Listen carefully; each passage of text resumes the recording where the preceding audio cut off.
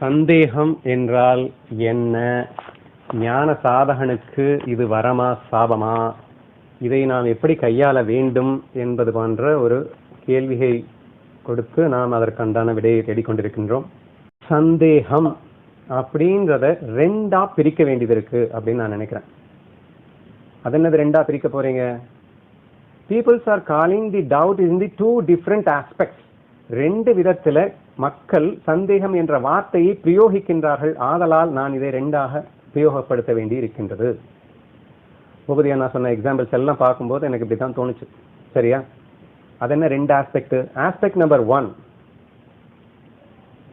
திருடன், போலீஸ்காரன் திருடனை சந்தேகப்படுவது. இவன் எடுத்திருக்க கூடுமோ, அவன் எடுத்திருக்க கூடுமோ, இவன் கொலை செய்திருப்பானோ, அவன் கொலை செய்திருப்பானோ என்று சந்தேகத்திற்கு அடிப்படையில் கைது செய்தோம். ஸோ அந்த ஒரு வார்த்தையை அவங்க யூஸ் பண்ணுவாங்க. இவங்க எதுக்கு கைது பண்ணி? சந்தேகத்தின் அடிப்படையில் கைது பண்ணி வச்சிருக்கோம் சார் அப்படின்னு சொல்லிட்டு ஒரு போலீஸ்காரன் சொல்றான். சரியா? அதே மாதிரி நிறைய எக்ஸாம்பிள்ஸ் சொன்னாங்க. இந்த திருப்பதிக்கெல்லாம் போனீங்கன்னா அங்கே வந்து நீங்கள் வெடிகுண்டு ஏதாவது தூக்கிட்டு வந்திருக்கீங்களா அப்படின்னு உங்களை செக் பண்ணுவாங்க. சரியா?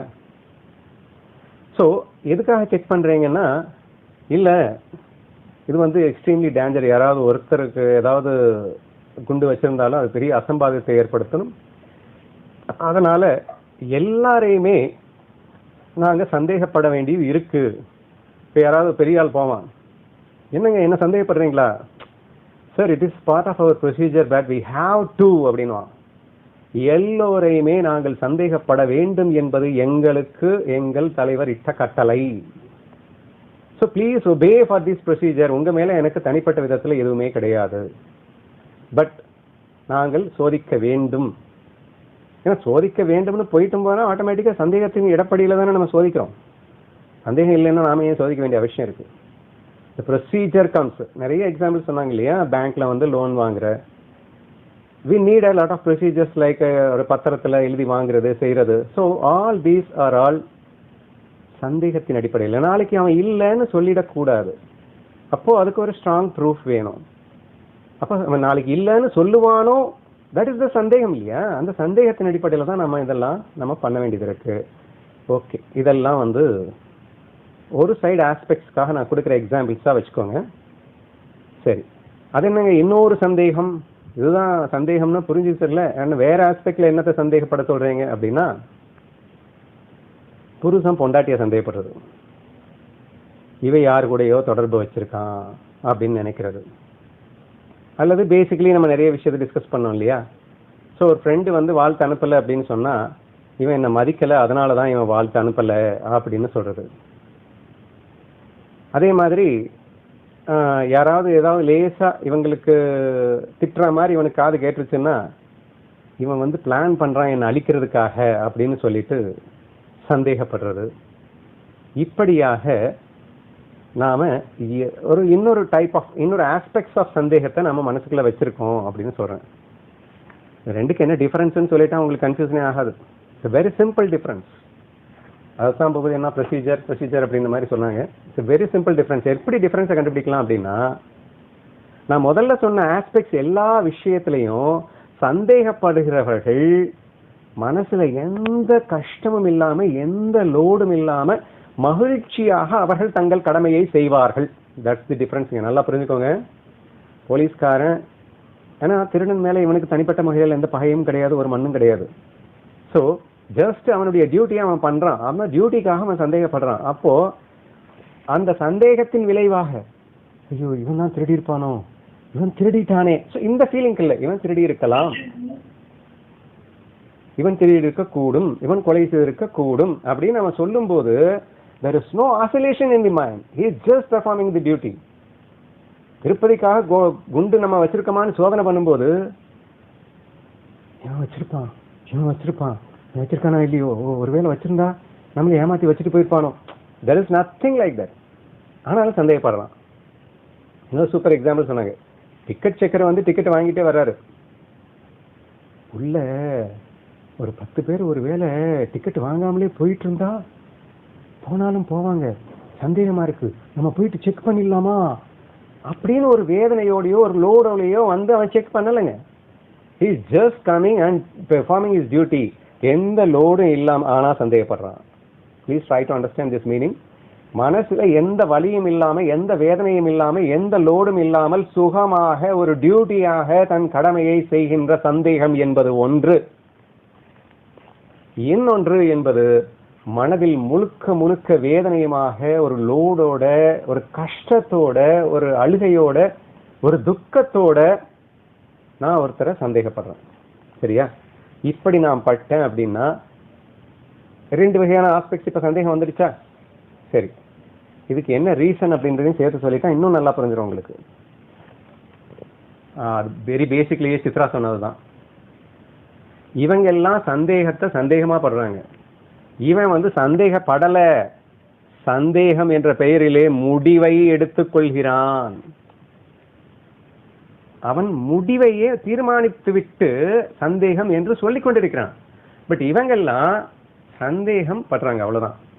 சந்தேகம் கஷ்டத்தை கொடுக்காது. சந்தேகம் என்பது உனக்கு ஒரு மிகப்பெரிய நன்மையை செய்து தரும். ஏன்னா திருப்பதியில் அவன் சந்தேகப்படுறதுன்றது எல்லாருடைய நன்மைக்காக. ஒரு ஞான விஷயத்துல எனக்கு சந்தேகம் வருதுன்னா அதை தெளிவுபடுத்திக்கிறதுக்காக, புரிஞ்சுக்கிறதுக்காக, ஒரு டியூட்டி அப்படிங்கிற கான்சியஸ்ல நாம செய்யக்கூடிய ஒவ்வொரு விஷயம் நம்மை முன்னேற்றுவதற்காக, அது மகிழ்ச்சியை கொடுப்பதற்காக, ஆனந்தத்தை தருவதற்காக. சந்தேகப்படும் போதும் மகிழ்ச்சி தான், சந்தேகத்தை தீர்த்து கொள்ளும் போது முன்னேற்றத்துடன் கூடிய ஒரு மகிழ்ச்சி தான். ஓகேவா? சரி, இந்த சைடு புரியுது. அந்த சைடு என்ன சொன்னீங்க? அந்த சைடு அவன் சந்தேகப்படுறேன் அப்படின்னு அவன் நினைக்கிறான் அல்லது சொல்றான். But that is not actually a சந்தேகம். he has determined, தீர்மானிச்சுட்டான், முடிவெடுத்துட்டான். இவன் என்ன மதிக்கல. சுரேஷ் எக்ஸாம்பிள்ல நண்பருக்கு வாழ்த்து அனுப்புறான், நண்பர் திருப்பி வாழ்த்து அனுப்புறேன் அப்படின்னு நம்மால் முடிவே பண்ணிட்டாரு. இவன் என்ன மதிக்கல, நம்மள யாருமே மதிக்க மாட்டேன்றாங்க, நம்மால் முடிவு பண்ணிட்டு ஃபிக்ஸ் பண்ணிட்டாரு. அப்படி அந்த ஃபிக்ஸ் தான் அவனுக்கு வேதனையை தருது. சரியா? So he is finishing his decision. சரி, அந்த டிசிஷன் ஃபினிஷ் பண்ணா கூட வேதனை தராது. Decision based on what? his own likes and dislikes. சரி, முடிவு பண்ற இல்ல, அது எதை பேஸ் பண்ணி முடிவு பண்ற? நீ என்ன அன்புலையா முடிவு பண்ற? உன்னுடைய அகங்காரத்தினாலும் உன்னுடைய லைக்ஸ் அண்ட் டிஸ்லைக்கினாலும் தான் சந்தேகப்பட வேண்டிய இடத்தில் நீ முடிவெடுக்கின்றாய். சோ சந்தேகப்பட வேண்டிய இடத்தில் முடிவெடுத்து விட்டு நீ சந்தேகம் என்று சொல்லிக் கொண்டிருந்தால் அது உனக்கு வேதனையை தரும். நீ சந்தேகப்பட வேண்டிய இடத்துல முடிவெடுக்கிறதுக்கான காரணமே அகங்காரமும் விருப்பும் தான். ஸோ ரிசல்ட் மேல லாக்கு அப்படின்னு சொன்னாங்க. ஸோ நான் செய்யற செயலாகட்டும் அல்லது அடுத்தவங்க செய்யற செயலாகட்டும், நான் எக்ஸ்ட்ரீமா ஒரு விஷயத்துல லாக் ஆயிட்டேன். இப்போ ரிசல்ட் எனக்கு கண்டிப்பா எடுத்து பார்த்தது நடக்கணும்.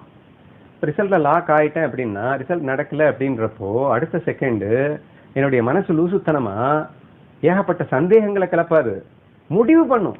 இப்படித்தான் இருக்கும், அப்படித்தான் இருக்கும், அப்படித்தான் இருக்கும்னு. சின்ன எக்ஸாம்பிள் சொல்றேங்க.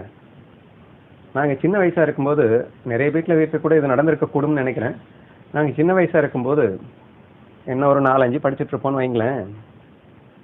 எங்க அப்பா வெளியில போயிட்டு ஒரு 9-9:30 ஆயிடக்கூடாது. ஏன்னா எங்களுடைய வழக்கம் 9 o'clockலாம் அப்பா வீட்டுக்கு வந்துடணும், நாங்க எல்லாரும் தூங்கணும் அப்படிங்கிறது ஒரு ப்ரொசீஜர். 9 o'clock வர வேண்டிய அப்பா 9:30 ஆயிடும், அவ்வளவுதான். சரியா? நாங்க தூங்கி போயிட்டு இருப்போம். 9:30க்கு எங்க அம்மாவுடைய ஹார்ட் பீட் ஒரு 50% ஏறி இருக்கும். என்னது 9 o'clock தானே, 9 o'clock எப்பயும் வந்துருவாரு, எந்த ஒரு சூழல்லையும் 9 o'clock மிஸ் ஆகி அவர் இருந்ததே இல்லையே. 100 தடவை மிஸ் ஆயிருப்பாரு, அதெல்லாம் கணக்கில் எடுத்துக்க மாட்டாங்க. ஆனா இவங்க சொல்லுவாங்க அப்படிதான் டைலாக், எப்பயுமே அப்படி பண்ணவே மாட்டாரு. ஆனா ஒரு தகவலாவது அனுப்பும், ஏதாவது ஆயிடுக்குமோ, ஆக்சிடென்ட் ஆயிருக்குமோ, யாராவது ஏதாவது பண்ணிருப்பாங்களோ, கண்ணா பின்னான்னு ஓடுதுங்க. ஐயா பாத்தீங்கன்னா அப்படி ஓடும் எங்க அம்மாவுக்கு. 10 o'clock ஆகும்போது அந்த ஹார்ட் பீட் 90% ஆயிடும், எக்ஸ்ட்ரா ஆயிடும். அதுக்கு மேல தாங்க முடியாது. எங்க 2 பேரையும் தட்டி எழுப்புவாங்க. தட்டி எழுப்பி அவங்க சொன்னதுதான் இப்ப நான் சொல்லிட்டு இருக்கேன். அவங்க உள்ள இருக்கிறதெல்லாம் கொட்டினா தானே அவங்களுக்கு ஸ்ட்ரெஸ் ரிலீஃப் ஆகும். என்னடா அப்பா எதுவுமே பண்ண மாட்டாரா, என்னாச்சுன்னு தெரியல, இன்னும் அப்பா வரலடா அப்படின்னு சொல்லிட்டு அப்படியே நாங்க அந்த கேட்ல அப்படியே வலிமேறி வெளி வச்சு அப்பா வருவாரா, ஏன்னா வந்தாதானே நிம்மதியா தூங்க முடியும் அப்படின்னு நாங்க காத்துக்கிட்டே இருப்போம். இவங்க இப்படி பண்ண மாட்டாரு, இப்படி பண்ணிட்டாரு, என்ன ஆயிருக்குமோ, அப்படி ஆயிருக்குமோ, இப்படி ஆயிருக்குமோ. சோ இங்க நான் என்ன சொல்ல வர்றேன் அப்படின்னா, ஒரு அழுகையும் கம்பளையுமாக ஒரு மிக்க வேதனையோடு ஒரு லோடோடு, ஏன் டிசைடட், முடிவே பண்ணிட்டாங்க, என்னமோ ஆயிடுச்சு அதனாலதான் வரல, இல்லைன்னா வராம இருக்க மாட்டாரு அப்படின்னு முடிவு பண்ணிவிட்டு சோகத்தோடு அழுது கொண்டிருந்து கொண்டு, பின்ன வெளியில போற மனுஷன் வரலைன்னா சந்தேகப்பட மாட்டாங்களாங்க அப்படின்னு கேள்வி கேட்பாங்க. அவங்க சந்தேகமாங்க பட்டாங்க, முடிவு பண்ணிட்டாங்கங்க. சரி சரி, முடிவு பண்றது இருக்கட்டும், எந்த பேசிஸ்ல முடிவு பண்ண? ஏதாவது ரேஷனல் லாஜிக் இருக்கணுமில்ல. போனவர் எப்பயுமே வரமாட்டாராம், எப்பயும் இந்த மாதிரி இருந்தது இல்லையா, இன்னைக்கு அவர் வரலையா, இது ஒண்ணுதான் லாஜிக். இந்த ஒரு லாஜிக்கை வச்சுக்கிட்டு அப்படியா இருக்கும் இப்படியா இருக்கும் இப்படியா இருக்கும் அப்படின்னு ஒரு முடிவு பண்ணிவிட்டு முழுக்க முழுக்க அந்த முடிவையும் நீ அகங்காரத்தினால் அல்லது பற்றினால், அப்பாவை பொறுத்த வரைக்கும் அம்மாவுக்கு அப்பா மேல பற்று, அப்ப அந்த பற்றின் விளைவாக நீ முடிவு பண்ற, பற்றுதான் உன்னை முடிவு பண்ண வச்சதுன்னு கூட சொல்லுவேன். அப்போ சந்தேகம் கொள்ளலாங்க, தப்பில்லை. என்னது 9 o'clock வரவர் இன்னும் வரல, என்ன இருக்கலாம், ஏதாவது காரணம் இருக்கக்கூடும். அப்ப என்ன செய்யணும், ப்ரொசீஜர் என்னவோ அதை பண்ணு. யாரையாவது அதாவது அதுக்காக 1/2 an hour லேட் ஆனா பண்ணணும்னு அவசியம் இல்லை. 1 or 2 hours லேட் ஆனதுக்கு அப்புறம் இன்னைக்கா இருந்தா ஃபோன் பண்ணி விசாரிக்கிறது, இல்ல அந்த காலத்திலேயா இருந்தா அவங்க ஃப்ரெண்டு வீட்டுக்கு போயிட்டு இந்த மாதிரி நீங்க பாத்தீங்களா, உங்க வீட்டுக்கு வந்தாரா அவங்க வீட்டுக்கு வந்தாரா அப்படின்னு கேட்கறது. அகெயின் அந்த ப்ரொசீஜர் பண்ணும்போது உனக்கு லோடே இருக்காது. ஏன்? Because you are not fixed the result இல்லையா, இன்னும் ரிசல்ட்டை முடிவு பண்ணல, இப்படித்தான் ஆயிருக்கும் நீ ரிசல்ட்டை முடிவு பண்ணாதானே வலிக்கிறதுக்கு. நீ இன்னொரு வீட்டுக்கு போற, ஃப்ரெண்டு வீட்டுல என்னங்க இங்க உங்க வீட்டுக்கு வந்தாரா அப்படின்னு கேட்கும்போது கூட லோடே இருக்காது. எப்படி பாம் செக்கர் நம்ம மேல பாம் செக் பண்ணும்போது எந்தவித லோடுமே இல்லாம செக் பண்றானோ அப்படி ப்ரொசீஜர் பண்ணுவோம். அப்படி பண்ணிட்டு அந்த ப்ரொசீஜரை பண்ணிட்டே வந்தேன்னா அது அதுக்கு பேர் கரெக்டுன்னு அர்த்தம், கரெக்டான சந்தேகம்னு அர்த்தம். ஆனா நம்ம எல்லாம் சந்தேகம்ன்ற பேர்ல சந்தேகமா பட்டுட்டு இருக்கோம். விருப்பு வெறுப்பு நடுவில் ஒரு முடிவை எடுத்துக்கொண்டு ரணகலப்படுத்தி கொண்டிருக்கின்றோம். யார? நம்மள ஃபர்ஸ்ட் நம்மள மட்டுமா படுத்துறோம்? நம்ம படுத்துறது பத்தாதுன்னு இந்த முடிவு உண்மை என்று நம்பிக்கொண்டு நம்ம சுத்தி உள்ளவர்களை போட்டு ஆட்டி எடுத்து சின்ன பின்னம் பண்ணி கிழிச்சிடறோம். இதைத்தாங்க பண்ணிட்டு இருக்கோம் நம்ம. இப்போ சந்தேகம் என்ற பெயரிலே ப்ரொசீஜர் பண்ணா எனக்கும் சுகம் அவனுக்கும் சுகம். நம்ம பாம் செக் பண்ண வரும்போது நம்ம என்ன அழுதமா? அப்போ என்ன செக் பண்றானேன்னு நினைச்சோமா? ஏன்னா எனக்கு தெரியும் அவன் நம்ம முடிவு பண்ணல, but it is a procedure. அவன் செக் பண்றான், அவன் முடிவு பண்ணிட்டு என்கிட்ட வரல, அது எனக்கும் புரியுது அவனுக்கும் புரியுது. So therefore there is no confusion. அப்போ உனக்கு ஒரு சந்தேகம்னா கூட அந்த சந்தேகத்தை இந்த ஃபீலிங்ல நீ பண்ணணும். ஃப்ரீ மைண்டடா, ரிலாக்ஸ்டா ஒரு ப்ரொசீஜரா பண்ணினா அதுக்கு பேரு சந்தேகம். ஆனால் சந்தேகம் என்ற பெயரிலே பற்றின் அடிப்படையிலே ஒரு முடிவை எடுத்துக்கொண்டு அழுவது என்பது சந்தேகம் என்று தவறாக புரிந்து கொண்டுள்ள ஒரு முட்டாள்தனமான சந்தேகம். ஓகேவா? இந்த ரெண்டை மட்டும் கரெக்டா புரிஞ்சுக்கிட்டா போதும்னு நினைக்கிறேன். ஓகே, அப்போ சந்தேகம் படலாமா கூடாதா? நான் முதல்ல சொன்ன ஆஸ்பெக்ட் ஆஃப் சந்தேகம் என்பது கண்டிப்பாக பட வேண்டும். அது உன் வாழ்க்கையை மேன்மையுறுவதற்காகவும் உன்னை மகிழ்ச்சியில் ஆழ்த்துவதற்காகவும் உன்னை ஞானியாக்குவதற்காகவும் உதவுகிறது. therefore you must do the first aspect of suspicion. முதல்ல சொன்ன சந்தேகம் கண்டிப்பா பட வேண்டும். இப்போ எதை அவாய்ட் பண்ணணும்?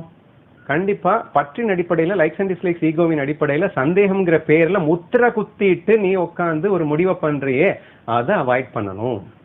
அது உன் ஈகோவையும் பற்றையும் மேலும் மேலும் அதிகரித்து கொண்டே சென்று உன்னை அளவைத்துக் கொண்டிருக்கிறது. ஆதலால் அதை செய்யாதே. ஸோ திஸ் இஸ் தி பேசிக் ஃபேக்டா. இதெல்லாம் நான் கண்டுபிடிக்கல, நீங்க எல்லாம் சொன்னதுக்கு அப்புறம் எனக்கு புரிஞ்சது. ஓகேவா?